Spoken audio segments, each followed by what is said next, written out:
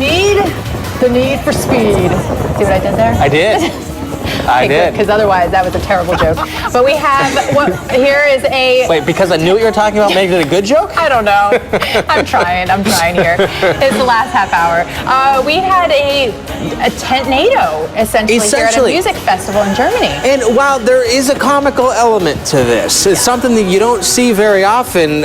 What I'm looking at here, and you pointed this out earlier, I mean, there could be poles and things, some of the other tents that could be falling out of the sky. Essentially, what we're looking at, a similar process to a dust-nado happening on a beautiful day. It's been hot in Europe lately. This in Germany at an electronic music festival. So it's like a dust devil, but it's really a tent devil. Well, because the dust is what you see. In this case, it's the tent that shows us the circulation. It's just going to pick up whatever it has available, and in this case, the tents. That was crazy video. So two pieces of video today we've shown that I've never seen before. Yeah.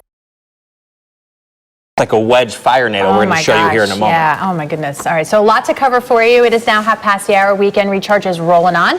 I'm Maria LaRosa. And I'm Chris Warren. And talking about that, in fact, let's just go ahead and get to that. What do you say? There's that other piece of video. Check this out. Scary stuff here. Oh my gosh. Oh my God. Yeah, it's a fire nado. It spun up during a car wildfire in California. The fire is so powerful, as we often see, it creates its own weather. This family barely escaped when it roared into the town of Redding. This was last week, and experts say it produced damage equivalent to an EF3 tornado. And Maria, both of the videos we just saw, the violently rotating columns of air, neither one of them associated with a thunderstorm. Right. Phenomenal. Yeah. It's scary. You can hear.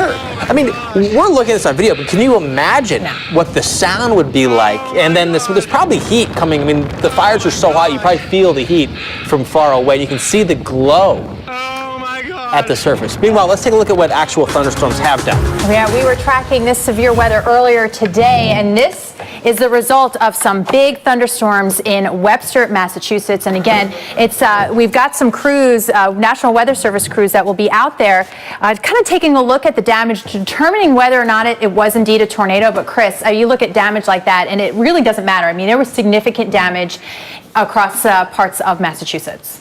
Yes, so there was, and you know, it becomes academic to what actually caused it. Right. However, based on what we've seen, I don't think either one of us would be surprised if it was a tornado, based on the evidence we were looking at the time the storm was coming through. Right, so the Doppler was indicating that rotation. You see the wind damage there at the surface.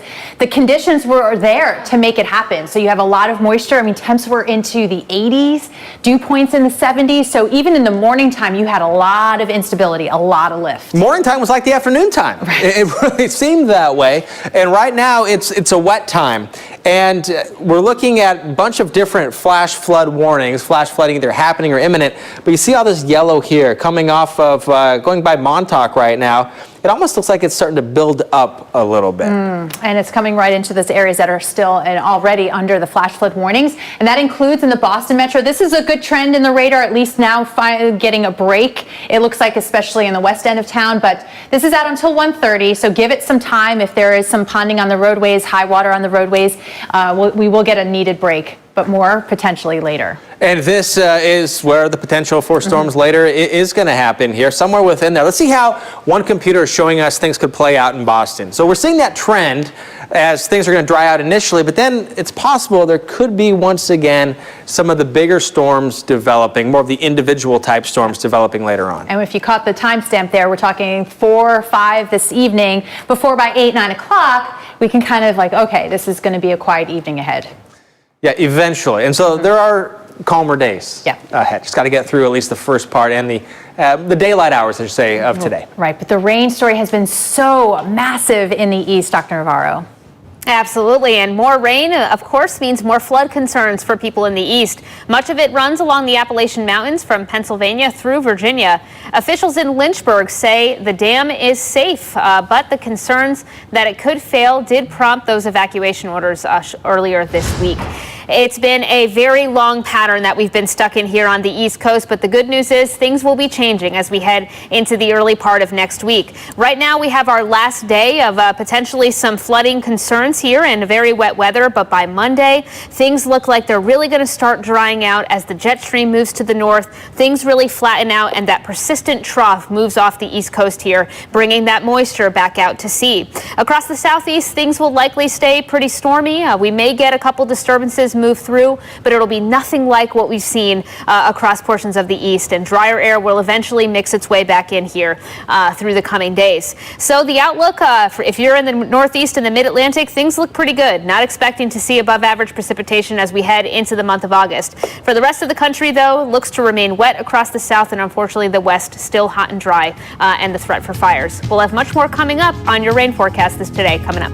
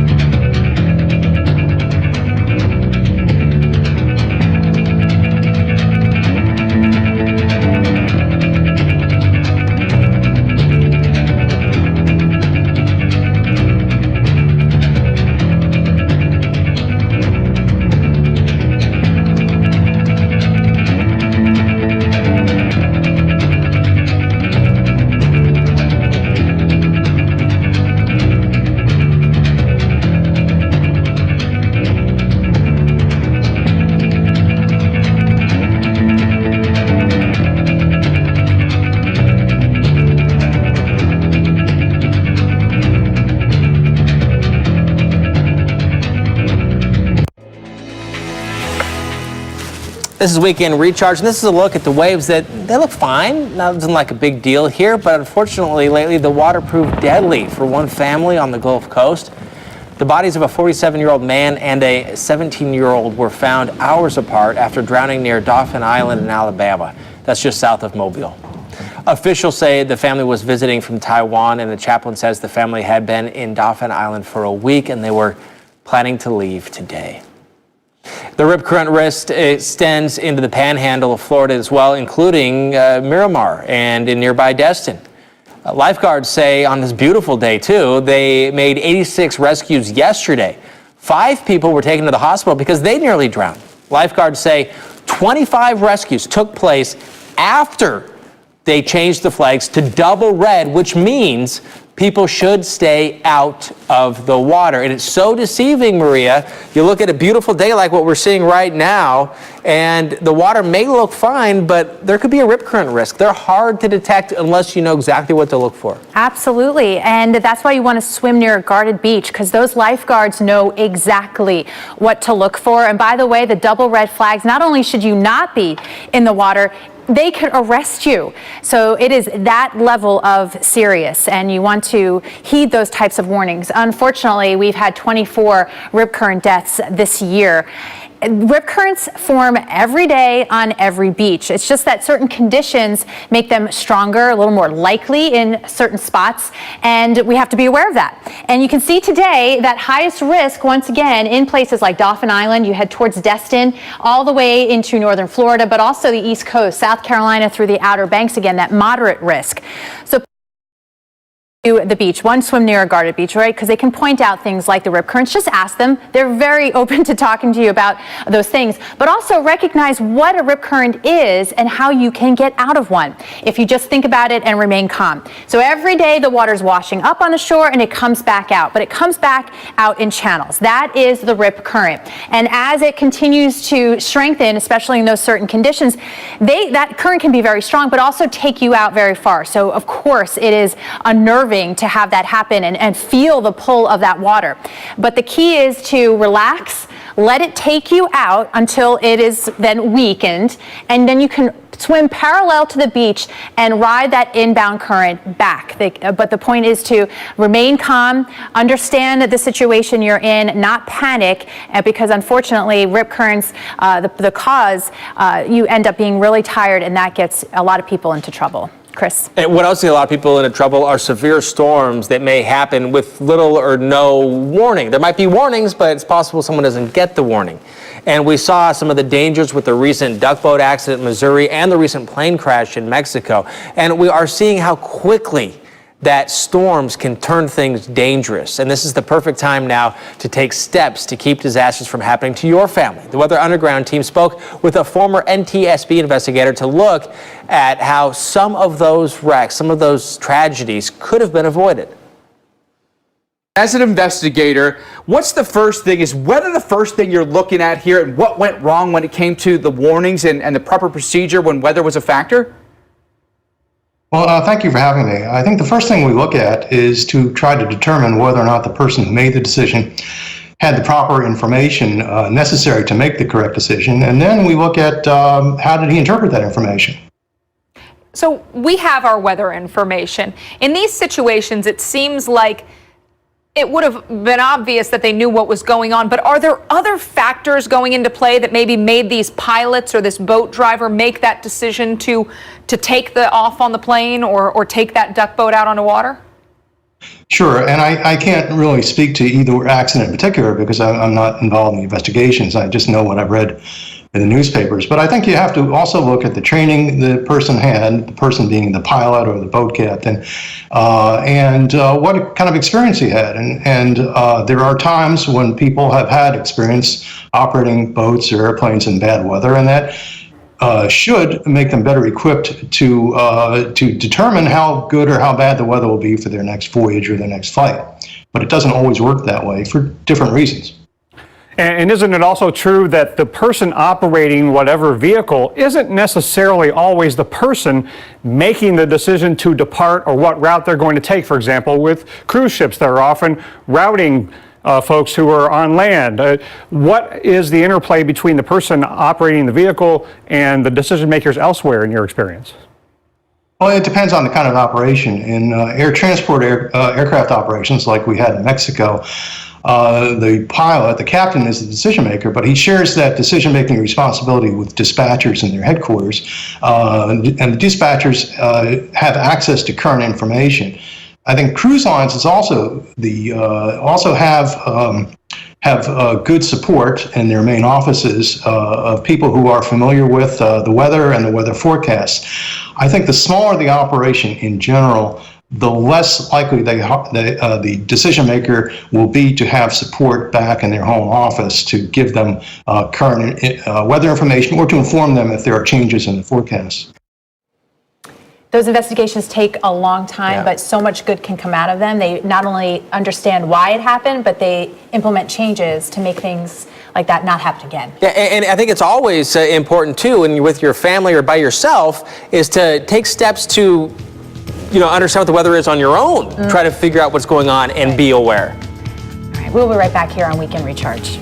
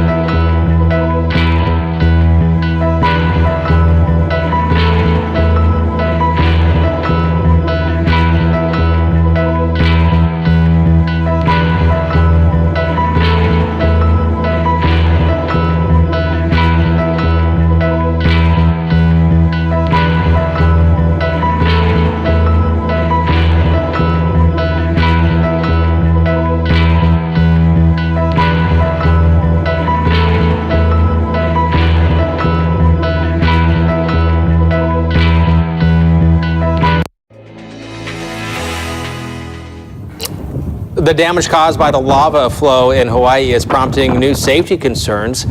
It's been 3 months since the Mount Kilauea volcano went into a very active phase, and so far, about a mile of new land has been formed. Isn't that amazing? And it has also created dangerous rivers of lava that have cut through neighborhoods, and officials say it could be some time before they are repaired, and that's leaving people living there without an escape route as Hurricane Hector is expected to make a pass close to the Big Island. And I think, the volcano has sort of, missed a few news cycles here recently, but the fact that it's still going, and now the fact that you have a major hurricane out there. Talk about a worst case scenario. You're trying to evacuate from a hurricane and there's lava in the way? That seems like a sci-fi novel. You almost.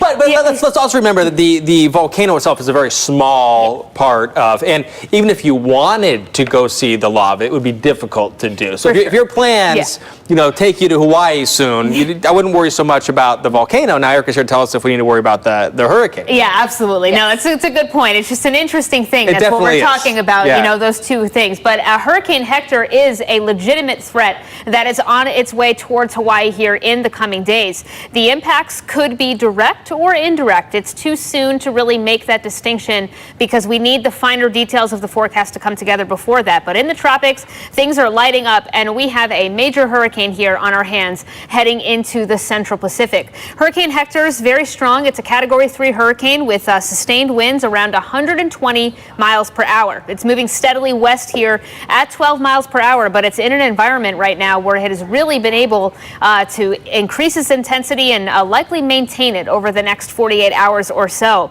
It is showing all the marks of a strong storm. You can see that spiral or pinwheel structure, almost like a gear, right? As it moves off to the west, a very well-defined eye, deep tropical thunderstorms. That symmetric structure as well shows us that it has outflow in all levels, all quadrants in the upper levels of the atmosphere, which allows that storm to breathe and really maintain its intensity, if anything, intensify further. If we look at what the models are showing here, models are showing a southward track as it moves to the west, southward of Hawaii, that is. That would certainly be the good news because that will keep the worst of the impacts away from land. We certainly want to see that. But the more southward the models trend, the warmer the waters are on that side of the storm. So we could be seeing an increase of the thunderstorms on that side, or maybe even an intensification of that storm if that southward track here really verifies. But there's also a higher pressure here that's off to the north. There might be a weakness within that ridge, which would allow that storm to kind of move a little bit more northward as we get towards Wednesday and Thursday. That would take that storm a little bit closer to Hawaii, which could bring impacts of wind, potentially some high surf and very heavy rain a little bit closer if that trend continues. Models are a bit divergent right now, unfortunately, on the track forecast and the intensity, so we'll have to see how the details come together. But of course, right now, everyone in Hawaii needs to be paying attention to those forecasts because we could be seeing those impacts coming here by mid next week.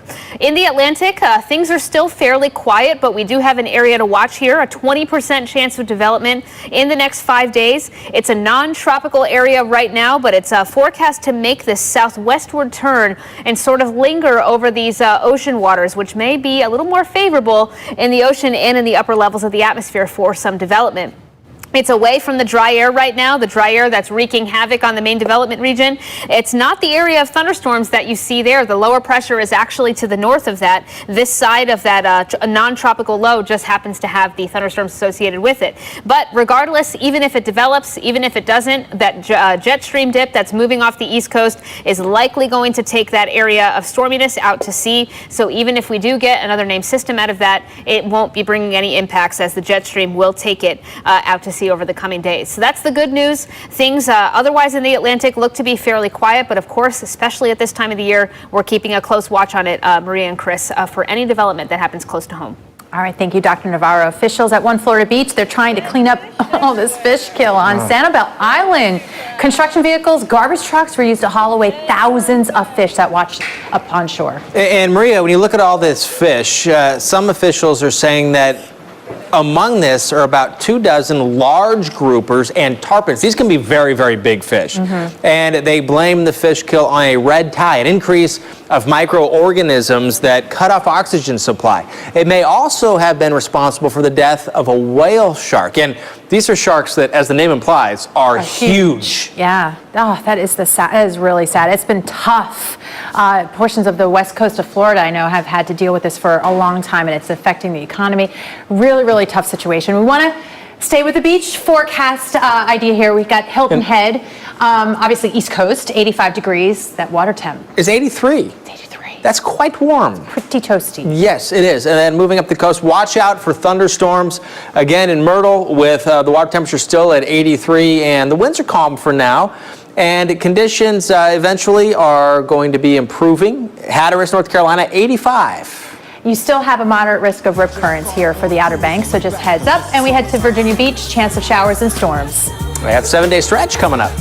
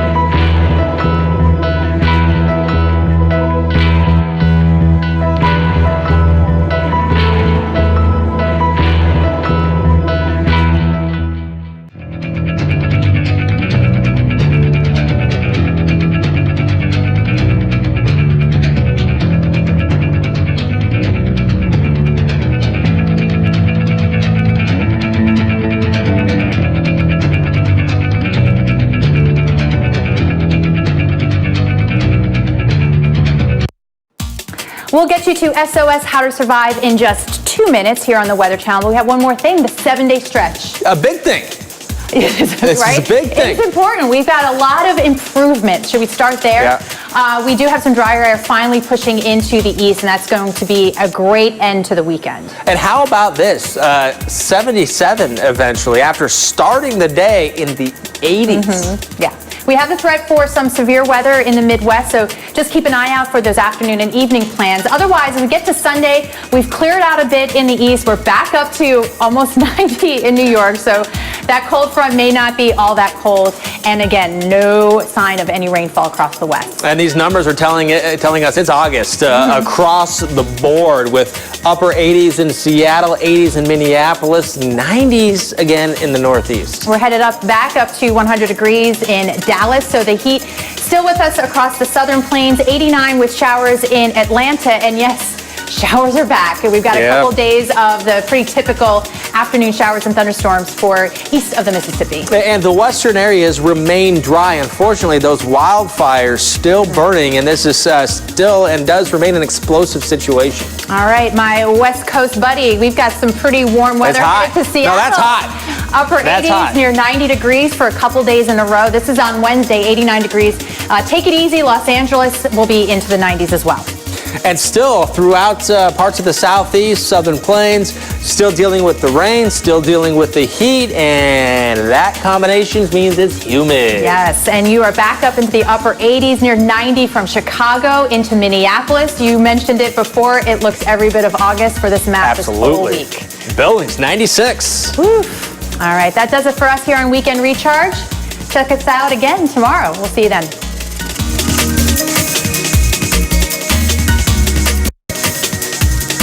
A relaxing drive turns into a 4-day nightmare when a retired couple rolls their Jeep in New Mexico's high desert mountains. It was scary as heck. They hike for miles with little water in the scorching heat. I had excruciating pain. I kept thinking, today's your last day. Soon, desperation brings them to the breaking point. I didn't know what to do. My hope was gone. That's where I come in. I'm going to take you through some of the most gripping true life battles for survival. With my team of experts, we will show you how to make it out alive. My name is Creek Stewart, and I teach people how to survive as if my life depends on it.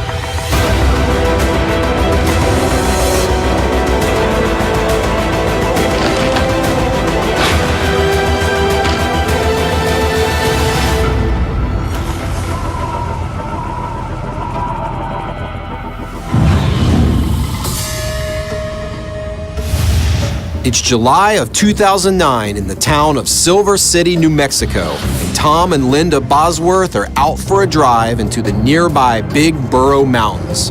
Once a busy mining center, the burrows are crisscrossed by a network of old dirt roads that are no longer maintained. We were going to go out and have a picnic lunch. So it's going to be like a 2-hour ride. The retired auto executive and self-proclaimed car junkie wants to take his newly renovated Jeep for its first real-world workout. His wife of 30 years comes along for the ride. We didn't have a great map, and we just kind of winged it. And Tom is a great driver, so it was great. After stopping for their picnic, they get back on the road. It's around 1 p.m. when Tom spots a small dirt trail. Linda, who's always up for an adventure, encourages Tom to take it. She said, let's go down that. And I said, okay. And I didn't realize what was on the other side of that. Tom is carefully navigating a small ravine when his front right tire hits a boulder. Almost instantly, we just rolled.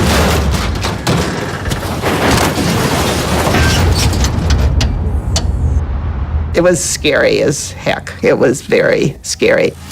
Miraculously, neither of them is hurt. Tom's arm is resting on the ground through his open window. Linda dangles above him, held up by the shoulder strap of her seatbelt. Tom cut the seatbelts, and we were able to get out of the Jeep very, very slowly.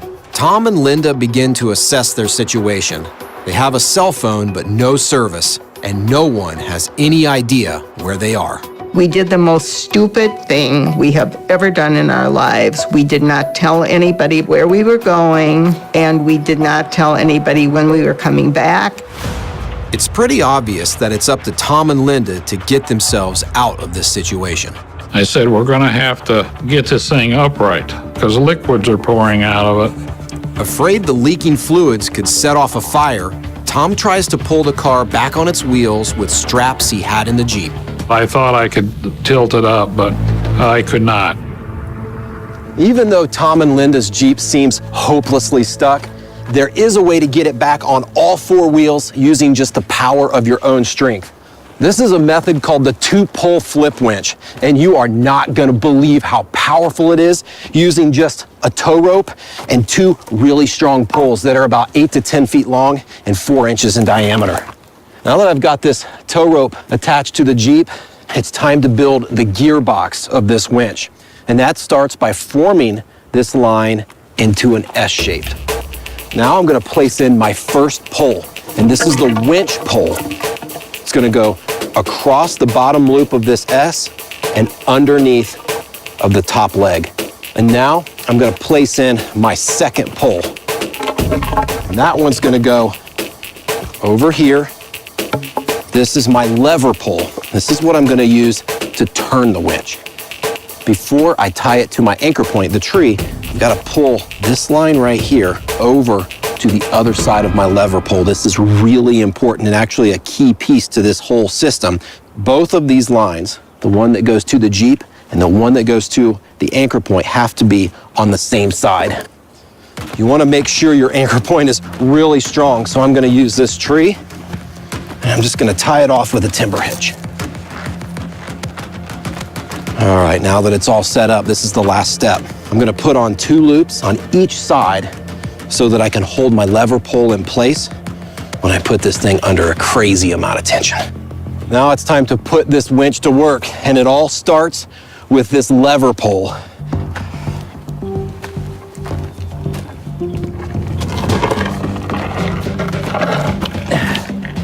Crank it down. This is where these loops come into play. There's a lot of tension on this winch already. And here's where the word flip comes into play. I'm gonna flip my winch over. Every time I push the lever pole, it wraps the strap around the winch pole one rotation and pulls the Jeep about 12 inches closer. This two-pole flip winch is the perfect example of, in a survival scenario, how your brain can be more powerful than your body. Unfortunately, the Bosworths aren't familiar with a two-pole flip winch, so they put their minds to finding a different solution. I said, we're going to have to walk out of here, Linda, and she said, we don't have enough water.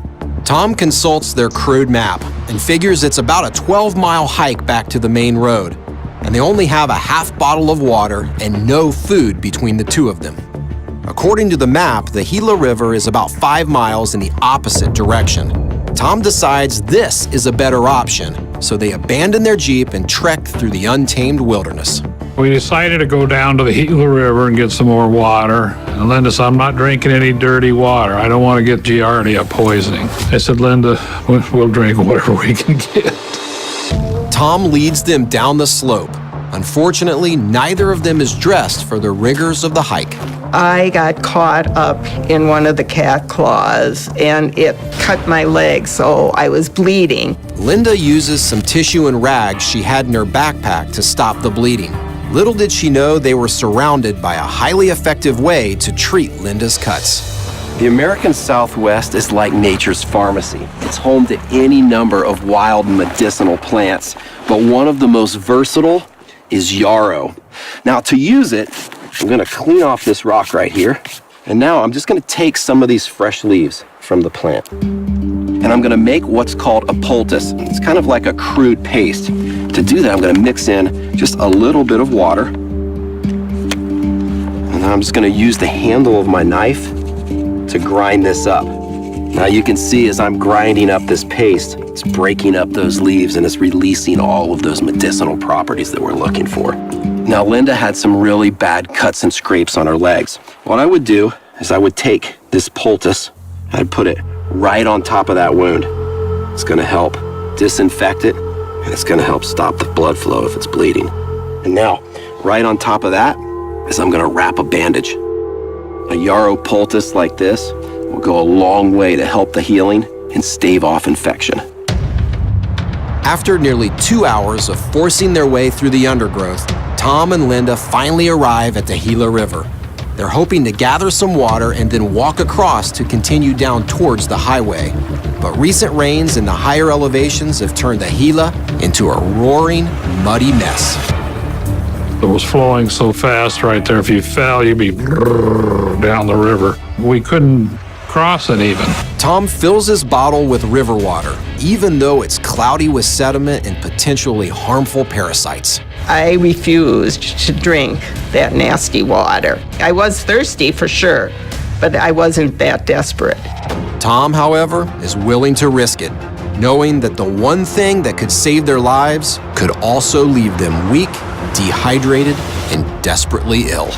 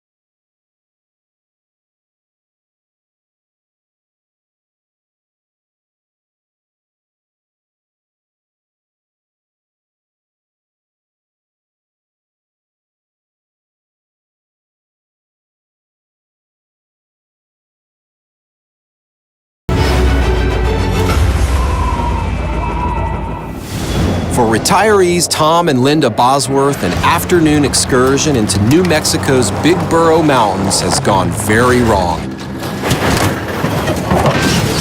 Their Jeep is rolled onto its side, and now, after a 2-hour hike to the Gila River Canyon, they face a difficult choice.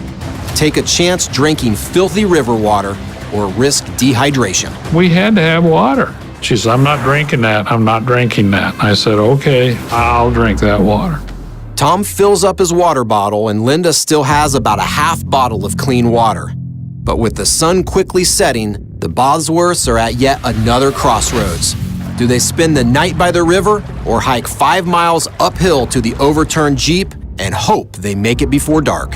I could see bear paw prints, coyote paw prints. I said, we can't stay here the night. This is where the animals are going to come at night to drink. So we got to get out of here.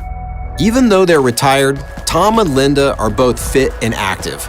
But walking 5 miles uphill in the high desert with a very limited water supply could put their survival at risk. I asked wilderness medical expert Michael Jackson how their age factored in. So Tom and Linda are already lost. They're in a horrible situation. They're in the desert. They're dehydrated. I've got to imagine that it's harder for someone in their late 60s to survive these conditions than someone, let's say, 20 or 30 years younger. Absolutely. A 25-year-old heart pumps 2.5 quarts a minute throughout the body.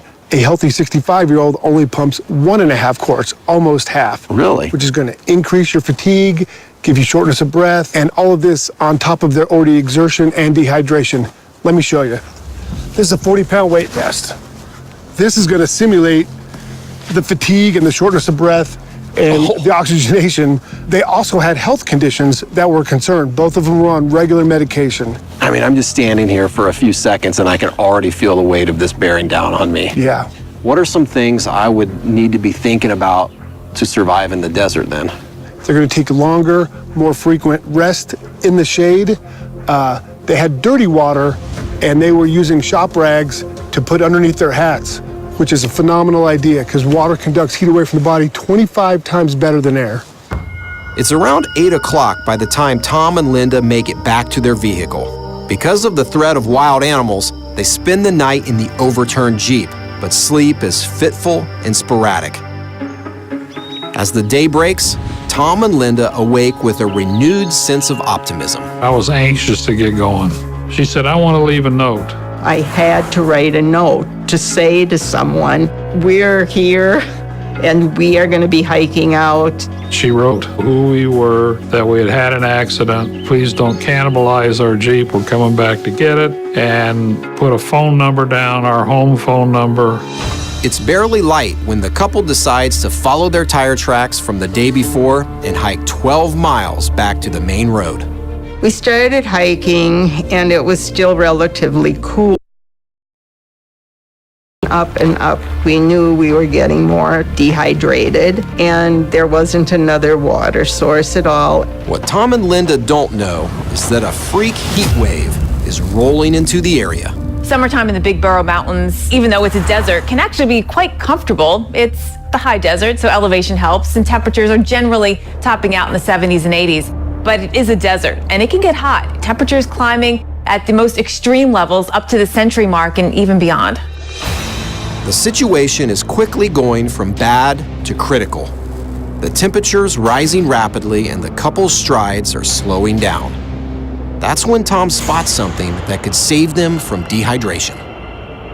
Tom saw some prickly pear cactus, and we knew that those were edible. And so Tom cut the prickly pear. It was sweet, and I knew that was sugar. We gained a ton of energy instantly. Tom and Linda find eating a raw prickly pear satisfying, but cooking it first is essential. This right here is prickly pear cactus, and as gnarly as it looks, it's actually a really good wild edible. In fact, it's common table fare in South America, but you need to cook it for several reasons. Number one, it drastically improves the flavor, but more importantly, cooking it helps to neutralize some of the plant chemicals that can upset your stomach and cause diarrhea. The real trick here is prepping the pads because these things are covered in thousands of little spines. You see these big spines, but around every one of these big spines are tons of little tiny ones called glochids, and we definitely want to avoid those. The best pads to go for are the ones that are the greenest and toward the top of the branches. This right here is actually a really good one. Got to be really careful. I'm going to cut it off right at the node. Yeah, like that right there. Got to be really careful and bring it over here next to my fire. Okay, the first step is to carefully get as many of these spines off as possible. If you cut a little bit off, that's all right. Don't worry about it. All right. It's about as good as this guy's gonna get. The way you want to cook these is just toss them right on the hot coals. You don't want to cook them on open flame. The best way to do it is just to roast it on each side for about 5 minutes. You'll see it turn to a dark green, but when you really know it's done is when you start to smell it. It's gonna smell really good as all the sugars in this pad start to caramelize. Oh yeah, this guy is definitely done. Prickly pear cactus pad hot off the grill. Oh wow, that's delicious. It's so juicy, it tastes like a tart, sweet green bean. Prickly pear cactus is a really great wild food.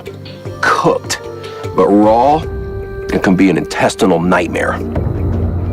Tom and Linda soon learned the hidden hazard of the prickly pear as they continue to hike their way out of the canyon. We thought we were going to be able to walk through the whole time eating the prickly pear for nourishment. Didn't work like that.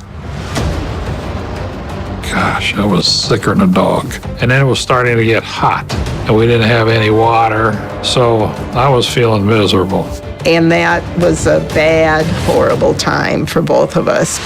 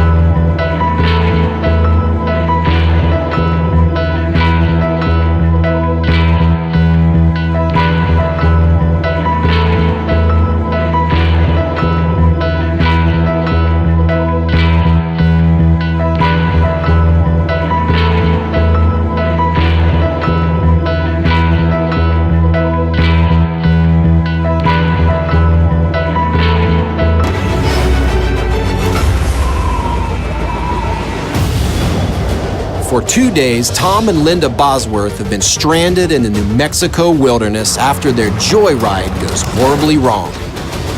They have very little water, no food, no cell service, and no one knows where they are.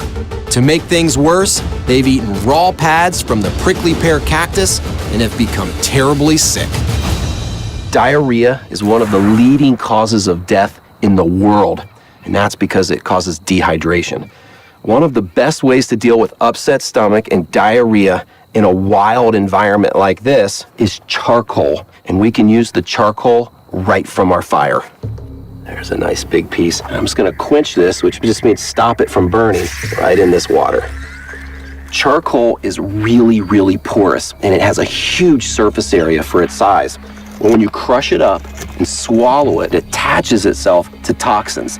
And because of that, it can hold a lot of toxins and pull those through your body so that your body doesn't absorb them. All right.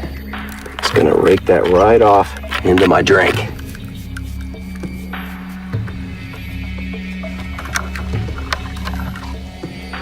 All right, let's give it a shot. As nasty as this black brew looks, it's magic. We'll have Tom feeling better in just a few hours. Since they didn't cook the cactus, Tom and Linda have to let nature take its course as they struggle with the added agony of the overwhelming heat. It was a pretty miserable time, and I said, this is too hot. We'll never make it this way. Let's walk at night. The two wait until dark before setting out down the road again. A huge silvery moon was out at that time. That was a wonderful thing because we could walk by that. Despite the cooler temperature, hiking is still a struggle. I was more afraid for Linda. She was really, I could tell, struggling. I was discouraged, but I wasn't going to give up. Meanwhile, Linda's sister Bonnie has raised the alarm and a search is underway. The Jeep is missing, but she didn't know exactly where the couple went. So rescuers are looking in the mountains north of Silver City and not in the big boroughs. You can think you're pretty smart, but you're not smart if you don't tell people where you're going and when you're coming back. The return of the sun, relentless heat, and the specter of a grisly ending if they can't find help. I was feeling weak. Each day I felt weaker. And the heat never went away, not once. It is an extremely arduous hike. Linda is exceedingly tired and dehydrated, and the last of her clean water is gone. He has muddy water, and he gave me some of that water, and I put it in my mouth, and I spit it out. I just couldn't do it. With no drinking water, Linda's condition becomes more and more difficult until she finally can no longer carry on. I laid down, and I had some pain like I've never had before in my back and in my stomach. Linda doesn't know that her dehydration is actually shutting down her intestines. Right now, Tom and Linda are dealing with some things that you would expect to see in a desert survival scenario. They're exhausted, they're dehydrated, they have heat exposure, but on top of all of that hardship, Linda is struggling with something that's not all that common. Linda has ulcerative colitis, and the best way to describe that is her lower bowel system is not working. Some of the symptoms could be anemia, which is low iron in the blood, diarrhea, fever, fatigue, but the kicker is the pain. And the only way to describe the pain is by jamming a knife in your gut. It would be horrendous. Is there anything they can be doing for her out in the field? Nope, if she doesn't get definitive care, she could easily die. I didn't know for sure what to do. I said, Linda, you gotta go. Come on, let's go. I could not get up because of the pain. That was scary. And I said, both of us can't die in the desert. You have to leave me because you're the only one that can save us now.